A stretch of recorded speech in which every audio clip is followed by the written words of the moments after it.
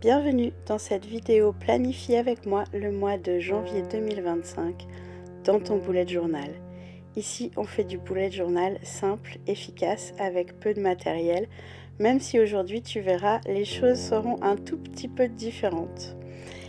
Je te souhaite une merveilleuse année 2025, une année créative, une année où tu vas aller au bout de tes projets avec l'énergie dont tu as besoin pour réaliser tes rêves.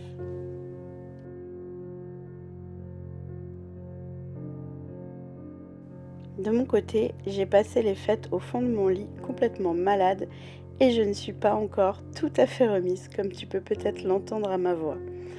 J'ai donc fait un bullet journal simple, comme d'habitude, et je l'avais préparé simplement, comme d'habitude, mais parfois je me trompe, parfois je compte mal, parfois je tire des traits pas droits et fais des ratures. Ça, je te le montre quand je prépare mon bullet journal, toujours. Mais je crois que depuis que j'ai commencé à faire des vidéos, je ne m'étais jamais autant plantée en préparant mon bullet journal.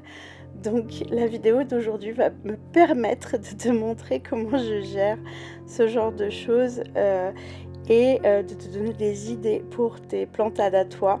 Et aussi te montrer que c'est ok de se planter quand on prépare son journal, c'est pas la fin du monde et j'aurais même pu faire encore plus simplement et parfois je le fais, mais j'ai profité du fait que c'était le début de l'année pour développer ça de manière un peu créative. Donc je commence ma première page de janvier comme d'habitude avec un mini calendrier tout simple, pas de fioriture, je rajouterai des couleurs à la fin, mais je garde une double page vide au début du mois. J'ai peut-être envie d'écrire une citation dans le mois, j'ai peut-être envie de noter des choses qui sont importantes, dont je veux me rappeler. J'ai peut-être envie, pourquoi pas, de dessiner ou de faire des petits doodles dans le mois, ça peut arriver.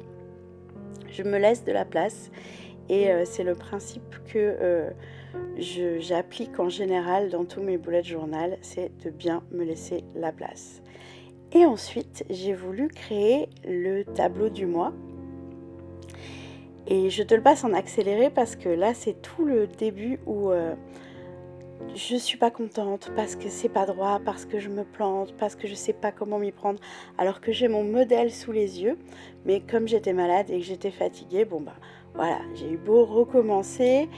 Je me suis plantée et je me suis fini par me dire c'est pas grave, j'abandonne, je vais continuer, j'y reviendrai plus tard et je verrai ce que je fais avec. Parce que parfois je peux, quand je me plante comme ça sur une double page, je peux simplement coller les pages ensemble et zapper le problème. Parfois je peux, quand c'est un tableau comme ça, utiliser le tableau autrement. Mais là, le tableau me plaisait pas du tout, peu importe comment je retournais les choses. Donc j'ai préféré simplement passer à la suite et attendre la fin de mon carnet, de la préparation de mon carnet, pour gérer la couillonnade que j'ai fait au tout début de mon journal. Donc là, je vais préparer simplement un mois dans un calendrier un peu plus large avec des cases, de manière à pouvoir y noter tous les éléments importants, les événements importants, les dates importantes, s'il y a des jours fériés, s'il y a des anniversaires. C'est mon rappel de début du mois, ma page de garde du mois, dans laquelle je vais avoir une vue d'ensemble sur ce qui se passe. En tout, ce bullet journal, il m'a pris à peu près le même temps que d'habitude à préparer, si on enlève simplement la partie où je me suis occupée de quand je me suis plantée. Mais il m'a pris en tout, sans compter la plantade, une vingtaine de minutes. Donc j'utilise pas de règles, je vais doucement quand je trace mes traits, je prends mon temps, surtout que là, comme j'ai commencé en me plantant, au lieu de me sentir facilement relaxée, comme ça peut avoir comme effet sur moi d'habitude de faire le bullet journal, là j'ai commencé en étant stressée et en étant négative sur ce que j'étais en train de faire parce que j'ai commencé en me plantant. Alors que tout le but, c'est que ce soit pas grave de se planter et que ce soit juste pour mettre mes idées au clair et me permettre d'avoir une activité qui me pose, qui me calme et qui rassemble un peu mon cerveau. Donc voilà, je suis passée à mon tableau que j'ai dessiné lentement, qui est toujours imparfait, comme tout le reste de mon journal, et c'est pas grave. Comme je dis, j'aurais pu laisser ma bêtise même telle qu'elle. C'est juste un carnet, c'est pas dramatique si on se plante, c'est pas dramatique si c'est moche, c'est pas fait pour être joli. Si tu veux absolument un truc qui soit droit et parfait, tu peux tout à fait te pré-imprimer des calendriers, des semainiers, de manière à préparer un journal que tu peux préparer dans un filofax ou un classeur ou ce genre de choses, ou que tu peux aller coller dans ton bullet journal dans certaines pages que tu n'as pas envie de faire. Tu peux utiliser des tampons, tu peux utiliser des scotch washi tape, tu peux utiliser des règles qui permettent non seulement de tirer des traits droits, mais aussi de créer des cercles parfaits rapidement. Il y a tout un tas de techniques que tu peux utiliser pour rendre ton bullet journal différent. Moi, ce que je veux faire avec le mien, c'est avoir un simple carnet et un simple stylo qui ne me prennent pas énormément de temps, ni à mettre en place, ni à utiliser, mais qui me permettent de me resituer dans le temps, de me poser sans écran, même si j'utilise mes écrans après pour le remplir, mais pendant le temps où je prépare et pendant le temps où je réfléchis aux questions de coaching que je me pose dans mon journal, c'est un moment que je prends pour moi et pour mon organisation, pour ma gestion du temps, pour la gestion de mon énergie, pour la gestion de mes projets. Et c'est un temps qui est pour moi et qui me fait du bien. Et j'espère que à travers ces vidéos, je te transmets une manière de faire qui peut t'aider à pratiquer aussi le bullet journal de manière simple, parce que je trouve que c'est vraiment une technique qui, quand on a tendance à partir dans tous les sens parce qu'on est créatif, parce qu'on a des milliards de projets, parce qu'on n'est pas forcément des pros de l'organisation, quand on a tendance à avoir des soucis avec la gestion du temps parce que on a une façon différente de percevoir le temps par rapport aux autres par moment, le bullet journal, c'est vraiment un super outil. Donc je le conseille fortement à tout le monde et je veux te montrer à travers ces vidéos que c'est pas forcément la peine de créer une œuvre d'art pour avoir un outil qui soit utile au quotidien. Et au final, mon bullet journal imparfait, je le trouve même pas si moche que ça, dans l'absolu. Alors bien sûr, ça n'a rien à voir avec les magnifiques œuvres d'art que certaines proposent sur les réseaux sociaux, et c'est ok. Moi, c'est pas mon but. Et j'aime le côté aussi simple et minimaliste de simplement tirer quelques traits, faire des colonnes et juste aller droit au but. Donc voilà pour ma page de garde que j'ai fini par réussir à terminer et qui n'est toujours pas droite, qui n'est toujours pas parfaite. Je vais aller noter le numéro des semaines dans les premières cases. Et cette case me servira aussi à noter les thématiques un petit peu de la semaine, comme la première semaine qui va être la semaine de type admin, la dernière semaine qui va être de type get your shit done et fais ce que tu as à faire, etc., etc.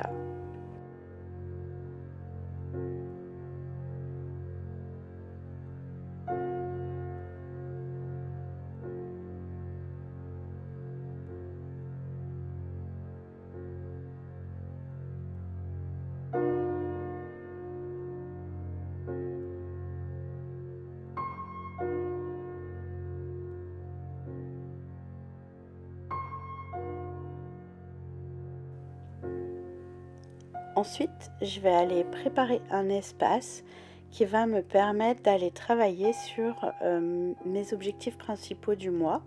Donc je vais retourner dans le début de mon bullet journal, dans les choix de mes objectifs, et je vais aller regarder par quoi je veux commencer en janvier, et je vais aller choisir les priorités et les objectifs principaux sur lesquels je vais aller travailler, et je vais aller développer ça sur ces pages-là.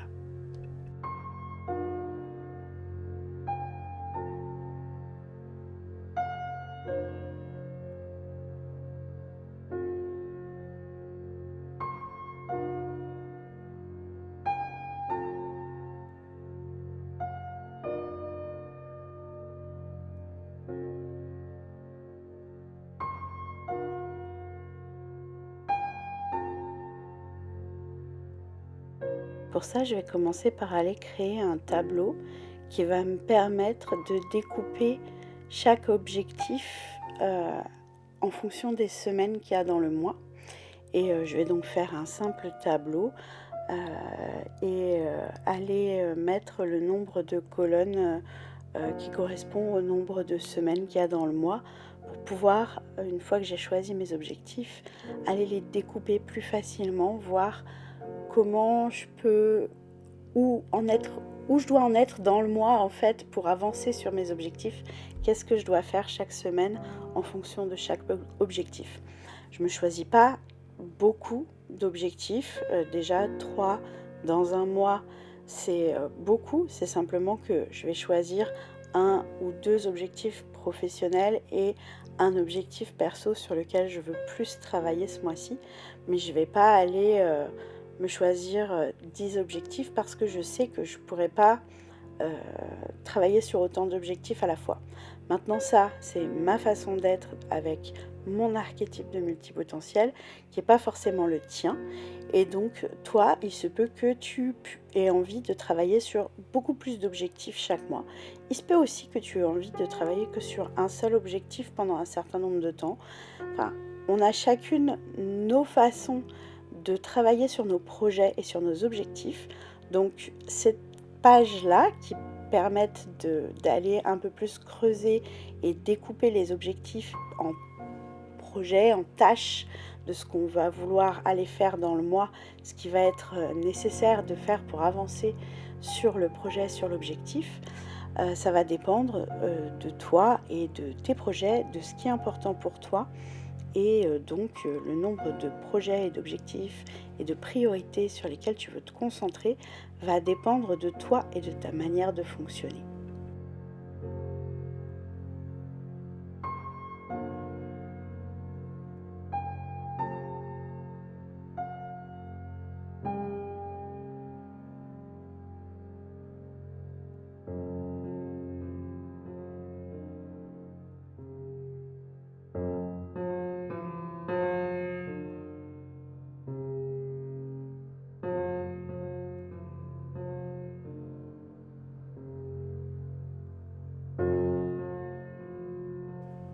Toujours dans l'objectif d'aller développer justement toutes les tâches et toutes les choses sur lesquelles je veux travailler en fonction de mes objectifs.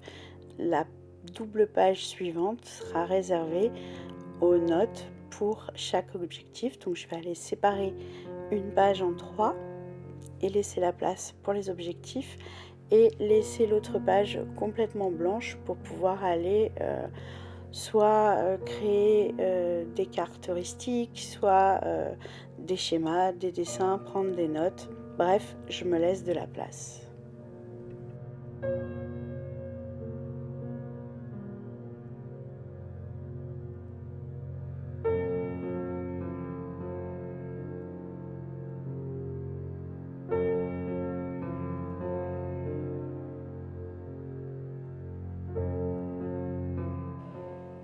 Ensuite, je prépare ma page de vide-cerveau. Mon vide-cerveau, c'est l'endroit où je vais aller noter toutes les choses que j'ai à faire, que je veux faire, tous les trucs que j'ai procrastinés, toutes les choses qui sont importantes, toutes les choses que je ne veux pas oublier, mais que je n'ai pas encore rangées en fait. J'ai juste besoin de vider ma tête quelque part. Donc en préparant mon bullet journal, c'est ce que je vais faire. Je vais vider ma tête sur ma page vide-cerveau et ensuite je vais utiliser ma matrice multipossible pour trier ce vide-cerveau. Et je vais aller diviser donc tout ce que j'ai vidé sur la page d'avant dans un tableau en 4 où je vais mettre les choses importantes dans la première case, les choses vraiment importantes par rapport à mes objectifs, celles que j'ai besoin de faire pour avancer, les choses urgentes, les choses qui peuvent plus attendre, soit les choses que j'ai trop procrastinées, soit les choses dont la deadline arrive, les choses qui peuvent attendre, c'est-à-dire qui sont importantes, qui font partie de mes projets, mais qui ne sont pas encore urgentes, et la case un jour peut-être à faire plus tard, les choses que j'ai possiblement envie de faire, les idées que j'ai, les projets qui me font envie, mais qui ne sont pas la priorité tout de suite et que je peux mettre de côté pour l'instant.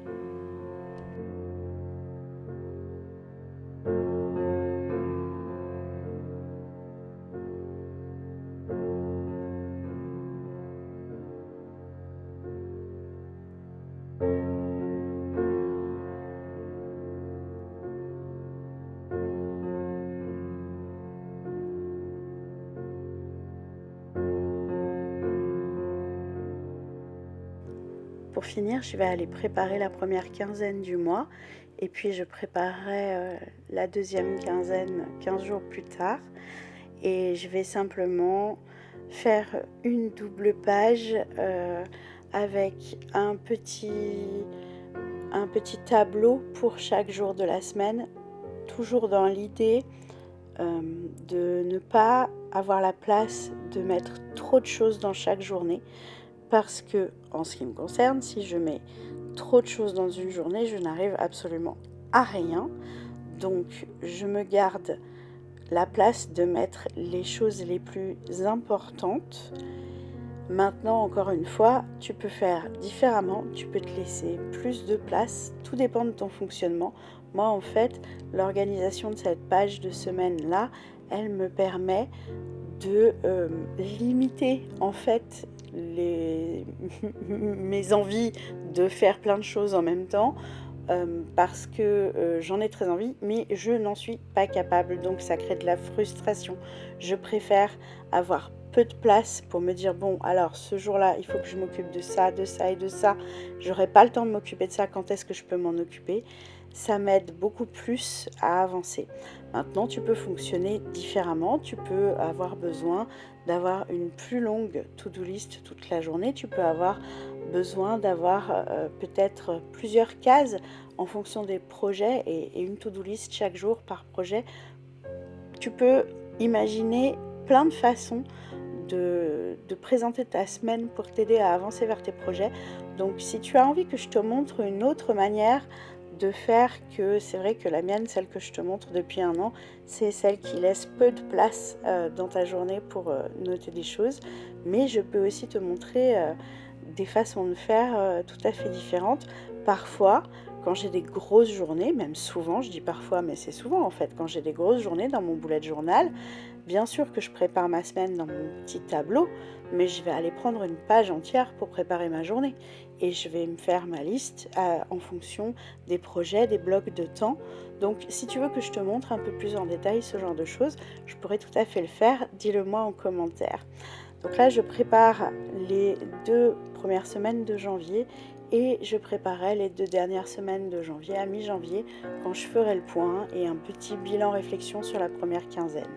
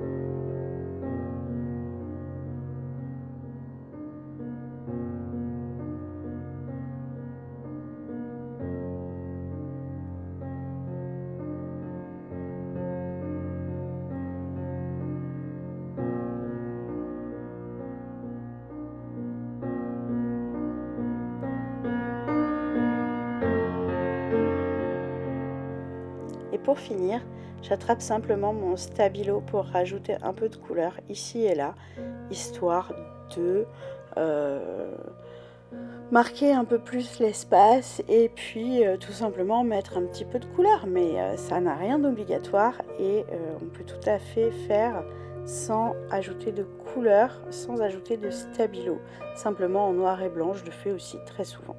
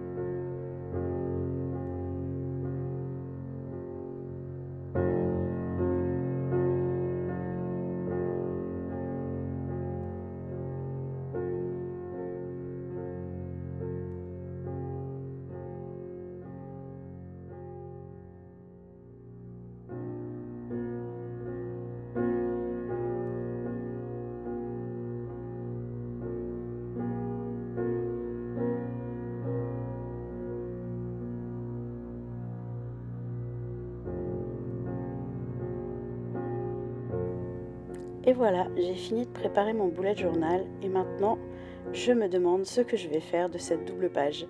Comme je te disais, j'aurais pu garder le tableau et le transformer en autre chose. J'aurais pu simplement coller les deux pages.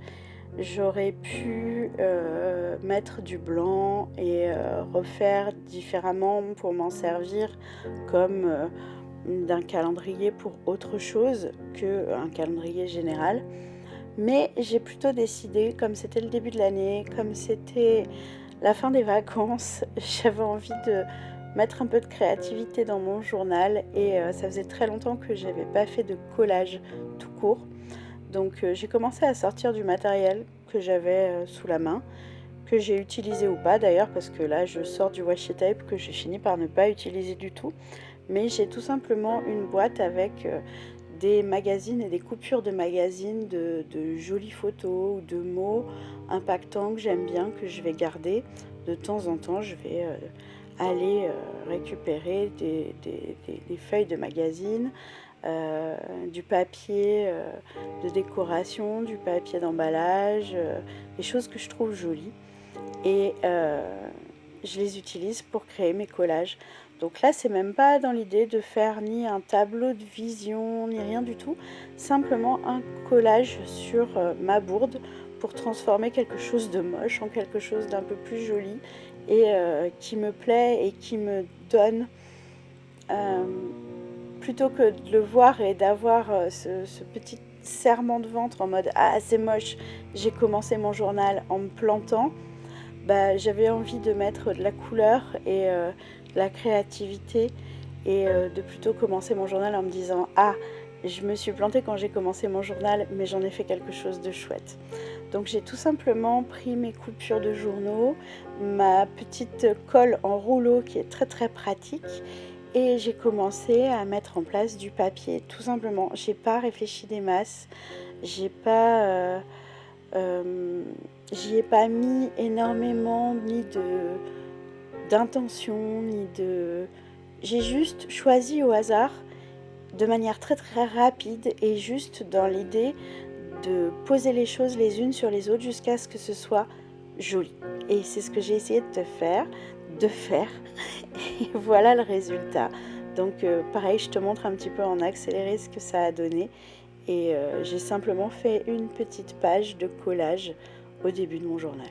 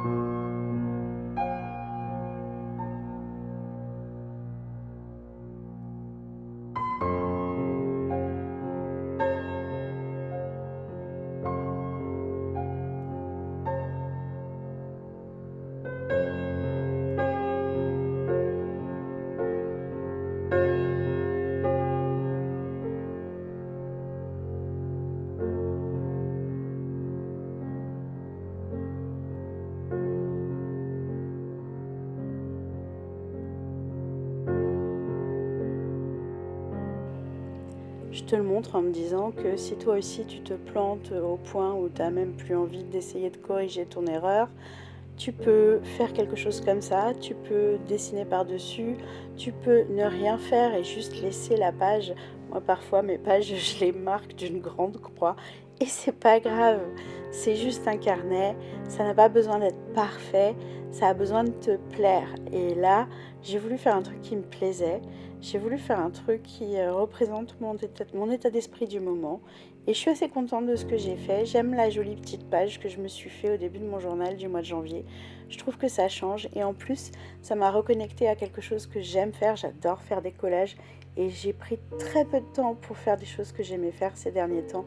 Donc ça a été finalement un bon moment que d'avoir commencé ma vidéo en me plantant complètement sur mon tableau. Voilà, j'espère que ça t'aura plu et que toi aussi tu vas tester la technique du collage dans ton carnet quand tu te plantes. Ça peut être une super technique aussi tout simplement de journaling, hein, d'aller créer des petits collages de temps en temps pour refléter ton état d'esprit. Donc voilà, c'est pas du tout minimaliste, c'est pas du tout rapide et c'est pas du tout si simple que ça parce que bon, il faut de la colle, il faut des ciseaux, il faut du papier et des choses à coller. Donc moi j'avais tout ça sous la main, donc forcément c'est allé vite. Maintenant, tu peux toi aussi te créer une boîte avec toutes les jolies choses que tu vois passer et que tu as envie de garder parce que tu veux pouvoir jouer avec en les collant dans ton carnet. Tu peux tout à fait te créer une boîte au trésor qui te permette de transformer tes erreurs en mini œuvres créatives. Voilà pour ce mois de janvier 2025 qui commence sous les auspices créatifs finalement.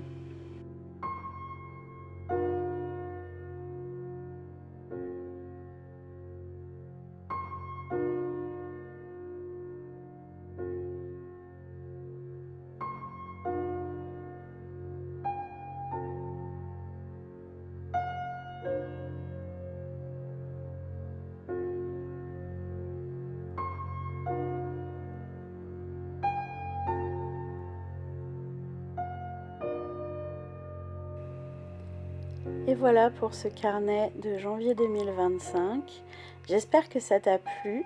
Maintenant, je vais tout simplement prendre le temps d'aller remplir mon carnet dans son entièreté parce que je n'ai pas encore pris le temps de remplir mon carnet 2025 vu que j'ai été pas mal malade et que déjà entre les traits pas droits, c'est encore pire que d'habitude. Mais du coup, avoir le cerveau pour réfléchir et remplir tout ça, il me fallait récupérer un petit peu d'énergie. Mais maintenant, ça va aller. Je vais pouvoir remplir mon carnet et j'espère que toi aussi, tu vas pouvoir préparer et remplir le tien. Je te souhaite un merveilleux mois de janvier. Comme d'habitude, si tu veux retrouver le modèle de ce bullet journal, tu peux me rejoindre sur Patreon dans la team Multipossible. Et on se dit à la prochaine avec amour et créativité.